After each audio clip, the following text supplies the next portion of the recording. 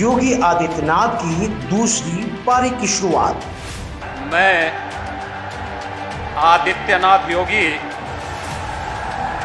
ईश्वर की शपथ लेता हूं कि योगी आदित्यनाथ की 2.0 की सरकार।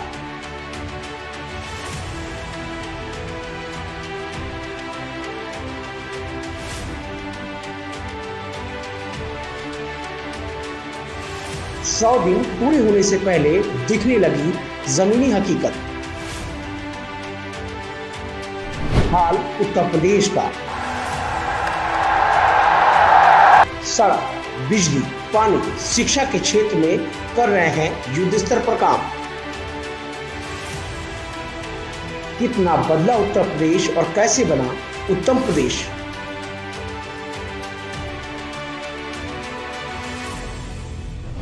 गवाए देंगे उत्तर प्रदेश, प्रगति पथ पर उत्तर प्रदेश। सिर्फ वाइब्रेंट न्यूज और साधना प्लस पर। प्लीज आइए निशाद जी, क्योंकि आपके माध्यम से भी हम सरकार जनता तक आपकी बात पहुंचाएंगे। निशाद जी का बहुत बहुत स्वागत है। अब मैं रिक्वेस्ट करूंगा हमारी जनरल मैनेजर सपना जी, शिष्टाचार का समय वापस हो गया है।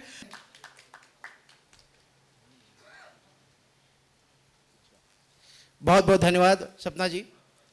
अब बिना समय गवाए मैं अनुरोध करूंगा अपने चैनल हेड श्री ब्रजमोहन सिंह जी से। अपने दूसरे जो अन्य गेस्ट हैं, जो सबसे पहले खासतौर से हमारे यंग एंड डायनामिक राज्यसभा सदस्य हैं निशाद जी, उनको भी अभी हम मंच पे लाएंगे और इनके माध्यम से हम अपनी जनता तक अपनी बात को रखवाएंगे। और मैं इसके बाद प्रतिभा शुक्ला जी के पास भी जाऊंगा और खासतौर से सबसे पहले मैं निशाद जी को बस मैं चाहूंगा कि मंच पे वो आए। बहुत बहुत धन्यवाद अपर्णा जी, आपने समय दिया, थैंक यू सो मच। आप यूथ आइकॉन ना कि सिर्फ उत्तर प्रदेश की हैं बल्कि देश की। प्लीज निशाद जी हैं। सेशन की हम शुरुआत करेंगे। सर, उत्तर प्रदेश में ना मुझे बहुत दिनों के बाद मतलब मेल जेंट्री में इतना यंग राज्यसभा सदस्य मुझे दिख रहा है, तो क्या वजह रही? भारतीय जनता पार्टी ने आपको राज्यसभा के तौर पे कैसे चुना? और उत्तर प्रदेश जो प्रगति के पथ पर है, जो हमारा आज का कॉन्सेप्ट है, क्या सोचते हैं आप? महाराज जी के विषय में क्या मानते हैं? उनके नेतृत्व में सरकार दोबारा आई है और ये 38 सालों बाद ऐसा हुआ था कि उत्तर प्रदेश में कोई सरकार रिपीट करती है। पहला सवाल आपसे कि आपको इतनी कम उम्र में कैसे बना दिया गया है राज्यसभा सदस्य? दूसरा कि योगी आदित्यनाथ जी के इस कार्यकाल को आप किस तरह से लेते हो? प्रगति को लेकर उत्तर प्रदेश में क्या सोच है आपकी? जब भारतीय जनता पार्टी मैंने ज्वाइन किया, मुझे हमारे यहाँ के जिला अध्यक्ष महोदय ने मुझे कहा कि आपको भारतीय जनता पार्टी में रहना चाहिए और महाराज जी से मिलना चाहिए।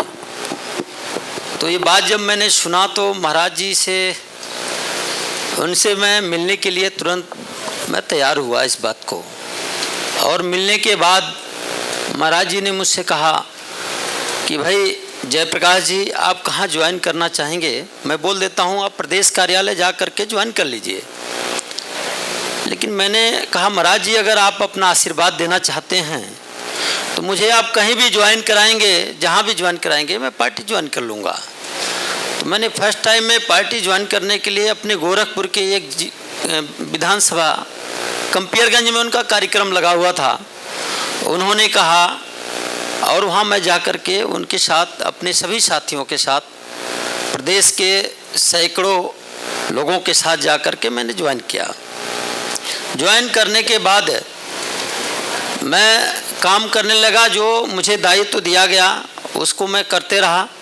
मुझे एक दिन फ़ोन आया कहीं से भी कि भाई आप क्या चाहते हैं? आप जो है राज्यमंत्री दर्जा प्राप्त रहे हैं, विधायक रहे हैं, आप क्या चाहते हैं? हमने कहा कि मैं जो चाहता हूं मैंने ज्वाइन कर लिया।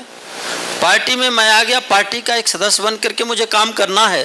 पार्टी मुझे कोई भी दायित्व देगी, अगर बूथ का भी दायित्व देगी तो मैं उसका निर्वहन करूँगा। मैं इतना शब्द कहा और कुछ ही दिनों के बाद मुझे पार्टी के अंदर क्षेत्र का क्षेत्रीय उपाध्यक्ष बनाया गया। मुझे अति प्रसन्नता हुई। मैंने अपने शीर्ष नेतृत्व और महाराज जी को बधाई दिया और मैंने अपने कार्य का निर्वहन करना शुरू कर दिया।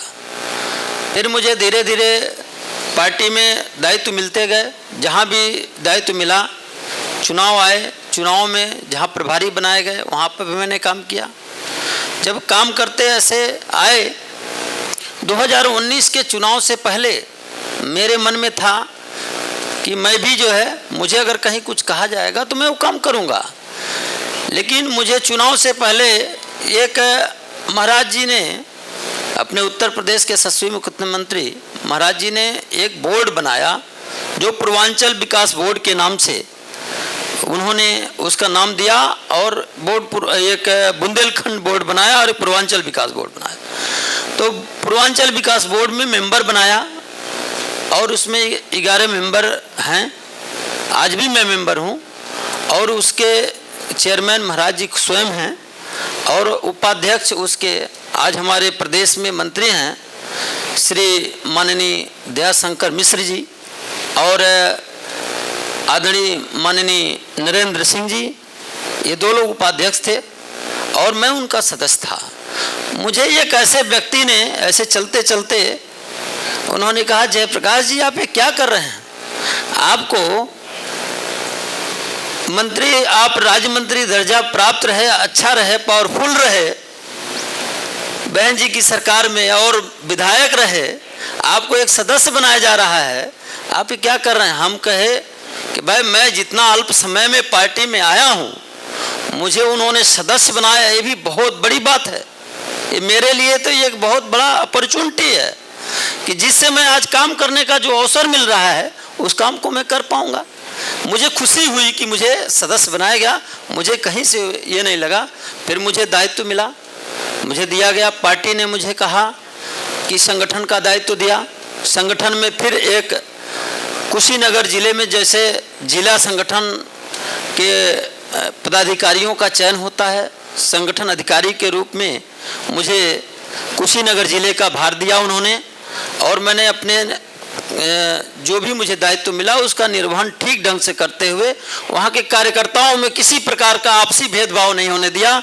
मैंने स्वेच्छा से जो जिस योग्य था वैसा मैंने रिपोर्टिंग की, और वहाँ का पूरा संगठन तैयार करने में मैंने पूरा अपना सहयोग उसमें दिया, बनाया गया।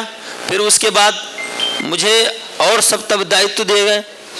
फिर मुझे बुलाए गए कि जो हारी हुई विधानसभाएं हैं, नौतनवा एक विधानसभा कॉन्स्टिट्यूंसी है जो जिला महाराजगंज का है, कभी आज तक विधानसभा वहाँ नहीं जीती थी।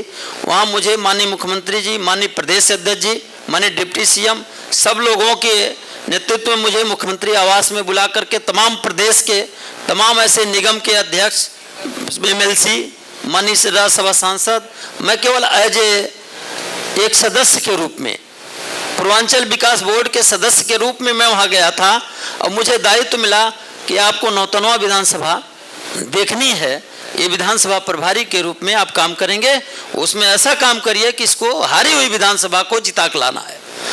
तो मैंने अपने काम को शुरू किया, जैसा जैसा निर्देश मिला वैसा वैसा मैंने काम किया, और आज तक कभी भी दूसरे 1-2 लोग ही ऐसे थे जहाँ जीत जाते थे, कभी उस परिवार के लोग जीतते थे, अमनमणि त्रिपाठी जी के परिवार से, एक अपने राजपूत परिवार के हैं, उनके परिवार के श्री मुन्ना सिंह, कभी वो जीतते थे कभी वो जीतते थे, दूसरा कोई वहाँ जीत नहीं पाता था।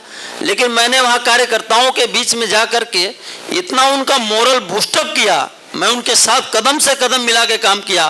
बूथ स्तर पर जो निर्देश मिला मुझे प्रदेश से और इस देश के यशस्वी राष्ट्रीय अध्यक्ष की तरफ से जो निर्देश मिले उसको मैंने अक्षरशः पालन करते हुए वहाँ काम किया।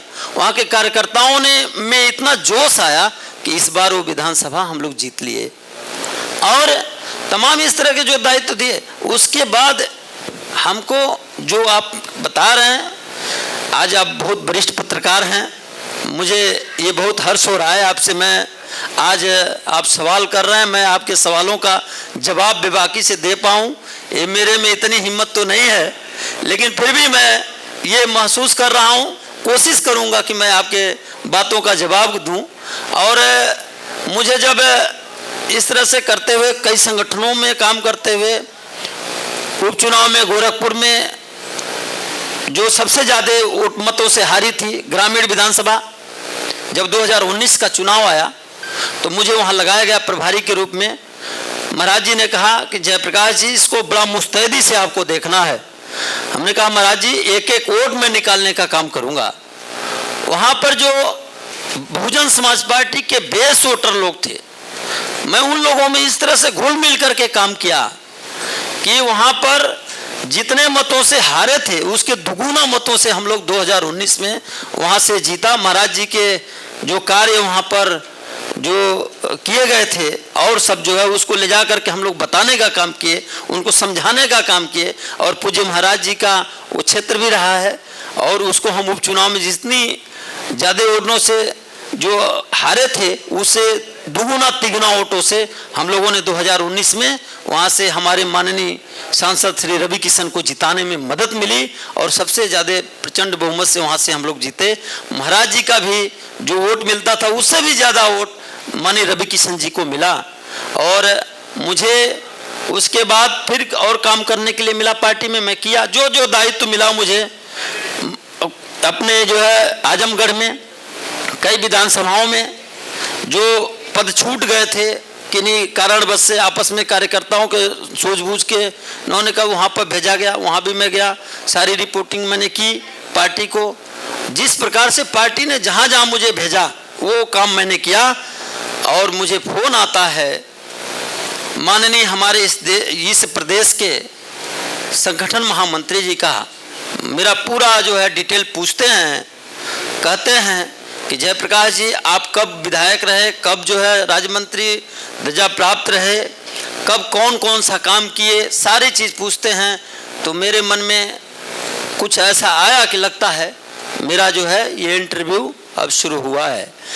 तो कुछ दिनों के बाद मैंने देखा, 2-3 दिन के बाद फिर महाराज जी का फ़ोन आया कि महाराज जी ने कहा जयप्रकाश जी मैं आपको राज्यसभा भेज रहा हूँ और सच बता रहा हूँ मुझे खुशी का ठिकाना नहीं रहा।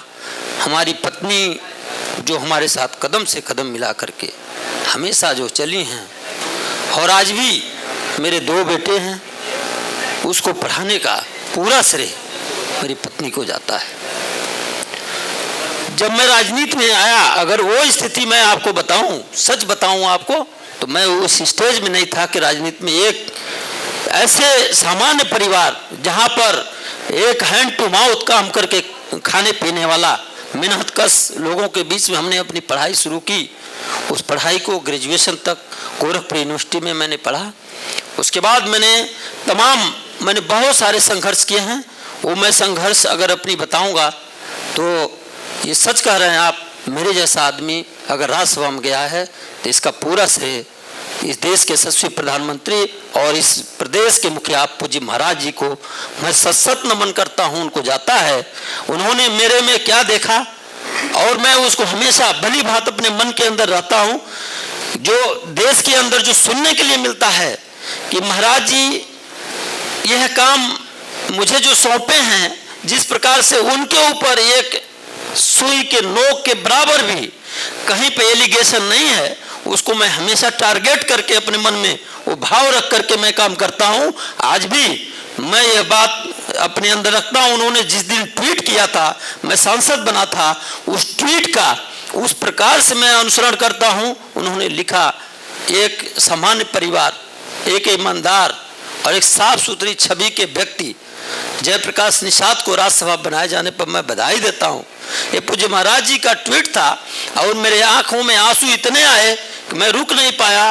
अपने पत्नी को गले लगाया, मैं रोने लगा और अपने बच्चों को, हमारे 2 बेटे हैं, दोनों बेटे और पत्नी, हम सब रोने लगे खुशी के मारे। हम लोग पास खुशी का ठिकाना नहीं रहा कि उन्होंने मेरे जैसे एक छोटे से व्यक्ति को, एक सामान्य परिवार, एक कमजोर व्यक्ति को जो है उन्होंने इस प्रकार से सराहना की। उसका मैं हमेशा ख्याल रखता हूं और आगे भी मुझे रखना है। और इस देश के शीर्ष नेतृत्व प्रधानमंत्री जी के विजन को जब हम राज्यसभा बन करके गए तो उनसे मिले। जब मैं उनसे मिल करके मैंने बात किया तो उन्होंने एक अपने बच्चे की तरह से समझाया, कहा कि जयप्रकाश जी आप उच्च सदन के मेंबर हैं, ये छोटी बात नहीं है। हमने उनको ये सारा श्रेय दिया और उन्होंने कहा कि आपको अभी बहुत काम करना है, आप कैसे काम करेंगे, बहुत सारी चीज़ें उन्होंने मुझे सुझाव दी। उसको मैंने मन के अंदर और अपने दिल दिमाग में बिठाया और उस प्रकार से मैं करने के लिए हमेशा आतुर रहता हूँ। बहुत बहुत धन्यवाद। सबसे पहले आपने हमारे प्रश्न को इतने अच्छे से बताया और मैं आपको ये बताना चाहता हूँ कि आप यहाँ पे दर्शक कम हैं तो आप ये मत समझिए कि कोई आपकी बात यहाँ पे 15 या 20 लोग सुन रहे हैं, आपको लोग चैनल पे देख रहे हैं और एक साथ आपकी जो बातें हैं। और मैं निश्चित रूप से अपने दर्शकों से वाली बात जरूर कहूँगा कि देखिए ये है वो नेता जो ये भारतीय जनता पार्टी में, ये योगी सरकार में, नरेंद्र मोदी जी के नेतृत्व में जो भाजपा की सरकार 2014 में जब आती है इस देश में, और उसके बाद से तमाम ऐसे दलों को बहुत उनकी धड़कनें तेज हो गई कि अब सबकी स्थितियां खराब हो गई, कोई पैसे नहीं कमा पा रहा है, कोई बहुत कुछ बड़ा काम नहीं कर पा रहा है। लेकिन एक जो धारणा जो आम जनमानस में राजनीतिज्ञों की थी वो जरूर बदली है, क्योंकि सिर्फ इस दल में ये संभव हो पा रहा है। आप देख सकते हैं, आप समझ सकते हैं, क्योंकि आप इन्हें लाइव सुन रहे हैं, आप इन्हें देख रहे हैं, आप हमारे चैनल के अन्य चैनलों के माध्यम से भी आप इनको सुन रहे हैं। जयप्रकाश निषाद जैसे जो नेता हैं वो आपको सिर्फ उत्तर प्रदेश में दिख रहे होंगे और भारतीय जनता पार्टी शासित प्रदेशों में शायद दिख सके। जो व्यक्ति, मैंने आपसे पहले भी कहा कि ना जिनके चाचा या पापा या ताऊ या बहन या कोई परिवार में ऐसा कोई नहीं है जो इन ऐसे लोगों को आगे बढ़ाए। ये कोई उद्योगपति नहीं है, ये जिस जगह से ताल्लुक रखते हैं वहां पे एक वर्ग विशेष के जो लोग हैं वो वहां शराब का कारोबार करते हैं, खनन का कारोबार करते हैं, वो इनका सरनेम वो भी नहीं है। तो कहीं ना कहीं ना ये किसी बिजनेस फैमिली से बिलोंग करते हैं, ना किसी बहुत बड़ी पॉलिटिकल फैमिली से बिलोंग करते हैं, लेकिन कहते हैं ना कि अगर आप ईमानदारी से और सच्चाई से कोई भी काम करते हैं, जो राजनीति जिसको सबसे गंदा प्रोफेशन माना जाता था, लेकिन 2014 के बाद और 17 से 22 और 22 के बाद अब राजनीति का जो स्तर है वो काफी बेटर हुआ है। और आपका बहुत बहुत धन्यवाद निषाद जी, आपने कितनी सरलता से, कितनी ईमानदारी से आपने ये जवाब दिए। मुझे लगता है आज हमारे दर्शकों को बड़ी जबरदस्त प्रेरणा मिली है और अन्य राजनीतिक जो लोग हैं, जो जिन्होंने इस प्रोग्राम को देख रहे हैं या जब हम रिपीट टेलीकास्ट करेंगे वो निश्चित रूप से उन्हें उस प्रोग्राम को देखेंगे तो वो आपसे सबक लेंगे कि बड़ी गाड़ियों से चलने की आवश्यकता नहीं है, किसी के पीछे जिंदाबाद मुर्दाबाद करने की आवश्यकता नहीं है। आपको अपने आप इस प्रदेश के संगठन मंत्री जी का फोन आता है, मुख्यमंत्री का फोन आता है, तो कहीं ना कहीं इस पार्टी के अंदर एक दूरबीन शायद ऐसी लगी हुई है जो आम कार्यकर्ता को शायद उसके काम को करते हुए देखती है। और मैं आपको बहुत बहुत धन्यवाद देना चाहता हूं कि आप हमारे इस प्रोग्राम में आए और किसी बात को, अगर आप कोई मैसेज हमारे दर्शकों को देना चाहते हो तो वो जरूर दें। वाइब्रेंट जो हमारे डिजिटल नेटवर्क है और साधना प्लस न्यूज जो हमारा चैनल है और 2 हमारे धार्मिक चैनल्स पे आप अपना कोई मैसेज देना चाहें तो जरूर दें प्लीज। मैं आपके चैनल के माध्यम से यही बताना चाहता हूं, आज इस देश के यशस्वी प्रधानमंत्री जी ने जो भी विजन लाया उसको उत्तर प्रदेश के मुख्यमंत्री पूज्य महाराज जी ने उसको अच्छा सा लागू करने का काम किया। ये हम सबके लिए जीवन में प्रेरणा के लिए प्रेरित करेगा। आने वाली पीढ़ी भी इस बात को इतिहास के पन्नों में हमेशा हमेशा के लिए स्वर्ण अक्षरों में अंकित किया जाएगा।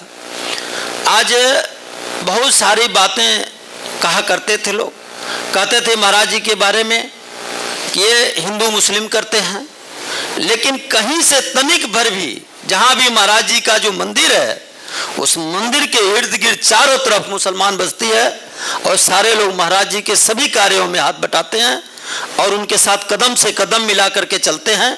कभी भी किसी जाति भावना भेदभाव ये महाराज जी के अंदर नहीं रहा, लेकिन महाराज जी ने कभी किसी के साथ अन्याय होते हुए नहीं देखा, उसको बर्दाश्त नहीं किया, ना ही कभी किसी के साथ अत्याचार उन्होंने किया। हमेशा एक अच्छा कार्य करने का प्रेरणा दिया अपने लोगों को और खुद ही उन्होंने अच्छा कार्य किया। आज उसकी देन है कि आज हम लोगों ने ये देखा कि इतिहास के पन्नों में कभी भी गोरखपुर जिले में 9 की 9 सीट कभी एक पार्टी ने नहीं जीता और पहली बार ऐसी पार्टी है कि महाराज जी के नेतृत्व में और प्रधानमंत्री जी के नेतृत्व में 9 की 9 सीटें सर्व समाज के लोग, जहां कहते थे लोग कि यहाँ जाति भेदभाव सबको ऊपर उठ करके तोड़ के लोगों ने एक तरफा वोट दे करके और प्रचंड बहुमत से 9 की 9 सीट जिता करके महाराज जी के सम्मान को बहुत ऊपर उठाने के लिए सबने वहां के एक साथ हिंदू मुस्लिम सिख ईसाई चाहे जो भी हो उन लोगों ने संकल्प ले लिया कि महाराज जी एक अच्छा काम कर रहे हैं, इस प्रदेश को हमेशा प्रगति के पथ पर ले जाने का काम कर रहे हैं। अब प्रधानमंत्री के दिए हुए टारगेट को हमेशा नियमतः पूरा कर रहे हैं। और इस देश में उत्तर प्रदेश का नाम पहली बार ऐसे मुख्यमंत्री हैं कि पूरे देश में पहला नंबर का राज्य बनाने के लिए उनके मन में ये भाव है। तो हम समझते हैं कि निश्चित तौर पर इसको हमारे प्रधानमंत्री जी ने भी सराहा, हमारे सभी केंद्र के मंत्रियों ने, गृह मंत्री ने भी सराहा। और महाराज जी को हम नहीं, आज एक ऐसे पहले प्रधानमंत्री हैं जो विश्व में दूसरे देश के लोग भी एक मुख्यमंत्री को सराहने का जो काम कर रहे हैं, ये बात हम लोगों को बहुत अच्छी लगी। और हम लोग निश्चित तौर पर अपने इस देश के यशस्वी प्रधानमंत्री के विजन को और मुख्यमंत्री जी के उसे हम चाहेंगे कि पूरे अपने देश से और प्रदेश के वासी उनसे जरूर ये हम सब प्रेरणा लें कि हम सबको भी मिलजुल करके उनके कार्यों में एकदम कदम से कदम मिला करके उनके दिए हुए निर्देश और उनके जो कार्य हैं उनको आगे देश को बढ़ाने के लिए हम सबको मिल के करना चाहिए, हम लोग को सहयोग देना चाहिए। ना ही आपसी भेदभाव पैदा करना चाहिए, न दुराव पैदा करना चाहिए, न आपस में लड़ाने की बात करनी चाहिए। आज जितनी बेबाकी से उन्होंने राम मंदिर का भी निर्माण करा रहे हैं, वो सभी समाज के लोगों ने, कोई ने यहाँ बात विविधताओं से भरा हुआ है अपना देश, सबने सराहा, हर प्रदेश के हर स्टेट के लोगों ने सराहा। आज महाराष्ट्र में जो एक समय ऐसा था उत्तर भारतीयों के ऊपर कहर बरसा रहे थे श्रीमान उद्धव ठाकरे जी, लेकिन उनको मजबूर होकर के उन्होंने अपने प्रदेश के मुखिया का नाम सराहनीय स्वर्ण अक्षरों में उन्होंने इतना सराहा, इसे प्रतीत होता है कि उनको भी, उनके उजड़तापन को भी उन्होंने, इनके भाषाओं ने, इनके कार्यों ने उनको उस रास्ते पर ला करके खड़ा कर दिया कि आप उत्तर प्रदेश से सीख लीजिए, उत्तर प्रदेश के लोग इतने खराब नहीं हैं, उत्तर प्रदेश के लोग अच्छे हैं। उनके मन में भी ये जब भाव आ गया तो मैं समझता हूं कि उनका भाव सबके अंदर ये उत्पन्न होगा और बहुत अच्छा होगा आगे। और हम अपने प्रधानमंत्री, अपने मुख्यमंत्री जी को हमेशा आगे बढ़ने के लिए ईश्वर से कामना करता हूं कि उनको हमेशा, उनको दीर्घायु और उनको हमेशा स्वस्थ रखें, ये हमारी ईश्वर से प्रार्थना है। धन्यवाद निषाद जी। और मैं धन्यवाद देना चाहूँगा कि अपने ब्यूरो चीफ शशांक श्रीवास्तव जी का भी, कि आप, हम बड़े कैबिनेट मिनिस्टर्स या बड़े जो चेहरे, जो हमारा कॉन्क्लेव का मकसद था कि हम उन चेहरों को जिनको बड़े और भी जो अन्य मंच हैं वो अपने माध्यम से अपनी बात को पहुंचाते हैं, लेकिन ऐसे मंत्री जो पहली बार बन रहे हैं या ऐसे राज्यसभा सदस्य या वो कार्यकर्ता जो भारतीय जनता पार्टी में नए आए हैं, इनको हमें अपने दर्शकों को एक कहीं ना कहीं सबब के तौर पर देना है। तो आपका बहुत बहुत धन्यवाद कि आपने इतने बेहतरीन गेस्ट को आप लेकर के आए। Sir thank you so much. आप ऑनरेबल राज्यसभा सदस्य हैं और हमारी आपसे कामना है, और साधना टेलीविजन लखनऊ से लेकर दिल्ली तक जहां भी आपकी बात रहेगी उसको हम लोग पहुंचाने का काम करेंगे, क्योंकि आप एक प्रेरणा भी हैं यूथ के लिए और खासतौर से अपनी पार्टी के लिए। बहुत बहुत धन्यवाद। और मैं इसके बाद सीधे आप और आपके चैनल को मैं कोट साहब प्रणाम करता हूं। मैं ईश्वर से प्रार्थना करता हूं कि चैनल निश्चित तौर पर अपना अच्छा से अच्छा प्रदर्शन और कार्य इस देश दुनिया के पटल पर दिखाई दे, ये मेरी हृदय से ये शुभकामना है।